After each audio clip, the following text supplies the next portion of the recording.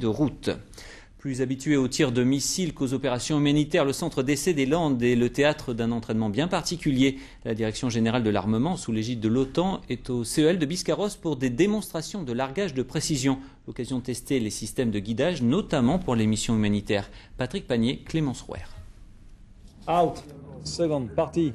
À 9000 pieds d'altitude, environ 3000 mètres, largage effectué depuis l'avion. Au total, 52 essais durant ces 3 jours dans le ciel biscarrossais. Des charges jusqu'à 1 tonne pour les guider jusqu'au sol en se jouant des vents. Le GPS, précision d'atterrissage en douceur s'il vous plaît, de quelques dizaines de mètres.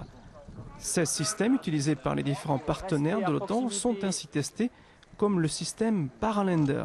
Alors, le Paralander est un système assez similaire à tous les autres que l'on a en ce moment, c'est-à-dire c'est un système de largage lourd qui utilise une voilure de type L. Cette voilure est assistée d'un boîtier de guidage qui agit sur les commandes du parachute avec les coordonnées du point de retombée prévues en GPS.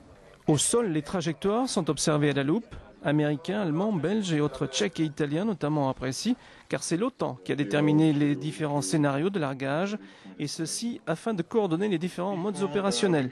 Le largage de précision au profit des forces spéciales, c'est l'une des priorités de l'OTAN dans le cadre de la lutte contre le terrorisme. Ce sont des largages qui peuvent être utilisés en opération, soit dans des régions difficiles d'accès, soit parce qu'il y a des dangers particuliers, par exemple d'artillerie solaire ou de missiles portables, comme on peut trouver actuellement sur le théâtre d'opérations extérieures. Ça peut être également utilisé pour des opérations humanitaires. Out, partie. Des largages de précision fort utiles lors de ravitaillement de populations civiles touchées par les catastrophes naturelles, comme récemment le cyclone en Birmanie ou le tremblement de terre en Chine. Colus.